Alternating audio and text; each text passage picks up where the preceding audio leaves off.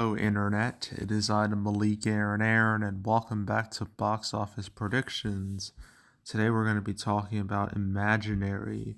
So, as usual, we're going to be going over the pros and cons, so let's get to it. Pros! Well, this is from Blumhouse, and Blumhouse, they've pumped out quite a few horror movies, to say the least. Like, seriously, it's a whole ass list. Um, uh, Show off some of the more notable ones. Obviously, Paranormal Activity, Insidious, Sinister, Purge. Well, they did produce Whiplash. At least Jason Blum did, but I'm not really counting that. Ouija, that was a success, even though it was ass. Well, most of these movies are successes, but I'm talking like big, notable successes.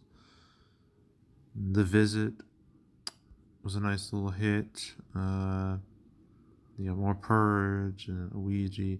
Split, Get Out. That was, I mean, that's a straight up, that's a wombo combo if I've ever seen one.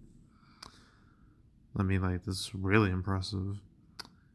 Happy Death Day, that was a hit. And Insidious Last Key. Halloween 2018, that was a massive hit. So, before the sequels happened. Glass. Invisible Man was one of the last successful movies before COVID wrecked everything. Halloween Kills did fine, but definitely not as well as it should have. Black Phone did great. Halloween Ends, that was a bit of a bust. I mean, budget wise, no, but compared to the other movies, yes. Megan, huge hit. Huge hit right there. Exorcist Believer, bit of a bust again, considering how much they spent getting that IP. Now, Five Nights at Freddy's, mega hit. Like, it's still insane to me how successful that movie was. It opened with 80 million. I thought it would make that much worldwide total, but 80 million domestic number, that's madness to me. Yeah, as you can see, Blumhouse has a history of financial success. I'm not going to say critical success because they definitely don't have that. But, they're a money making machine. So I'm going to label that as a pro.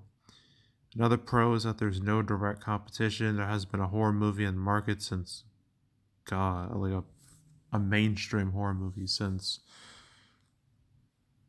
Night Swim? Yeah.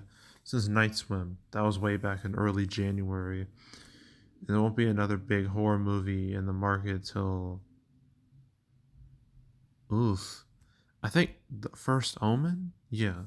That's not till April. So this movie has time to, be alone in the horror sphere. So yeah, I'm gonna label that as a pro. I think that's really it. Yeah, I think that's it. So cons. Ooh, reviews for this movie are not good at all, but I'm not surprised. I mean, the freaking reviews, the fact that on Thursday I had to see a single review told me told me that this movie was going to probably be a stinker. That it was going to be a bit of a bad one. And look at reviews now. Yep, I was right. It has a 33%. That's not something I would market. Not at all. And there's no audience score. Like, there's none at all. I can't access it, which I'm guessing it must be like a marketing thing. You don't want that score to come out. I'm gonna look at its cinema score. No cinema score, not yet. I imagine it'll pop up after. It should pop up after midnight. It's probably a C, D. No, maybe not D. Probably a C range. cinema score. So yeah, word of mouth is ass. It is no good. So that's obviously a con. Another con is that this is going up against Kung Fu Panda 4 and the second weekend of Dune Part 2. Obviously, everyone is going to watch those. They're not going to watch this. So, yeah, this has to deal with two big movies, like going head to head. And this is just kind of there. So, I'm going to label that as a con. I guess it's Thursday previews. Like, I thought they would be a little better than this. I mean, it's not like awful, but part of me felt like it would hit like at least a million or so, but 725K, that's not great. How did Night Swim do? I'm curious. I'm gonna look it up. Night Swim. How did that do preview wise? That didn't be like doubled in previews. That's really not good. So yeah, week Thursday previews don't label that as a con. I guess one thing I can mention as a pro is that this movie's been advertised like crazy. Like I've seen like ads for this movie like weeks ago when we're in the middle of February. Like they clearly must have had some faith in this movie. I don't know why, but they thought they had something. I guess they thought, oh, if we advertise like this bear, maybe it could be like say like a Megan or Five Nights at Freddy's where you have like these toys, that come to life and cause mayhem and stuff. But here's the thing: Megan was fueled by memes, and Five Nights at Freddy's was fueled by a strong IP. This is neither, so I don't really get. And look at this. Look at this. Producer of Five Nights at Freddy's and Megan. Yeah, that's exactly what they were doing, and it just no, it just didn't work. It's not working the way they wanted it to. So I guess the marketing is kind of a mixed bag, but it's been very prevalent. Like this movie's coming out whether you wanted to know or not. So I'm gonna label that, I guess, as a pro.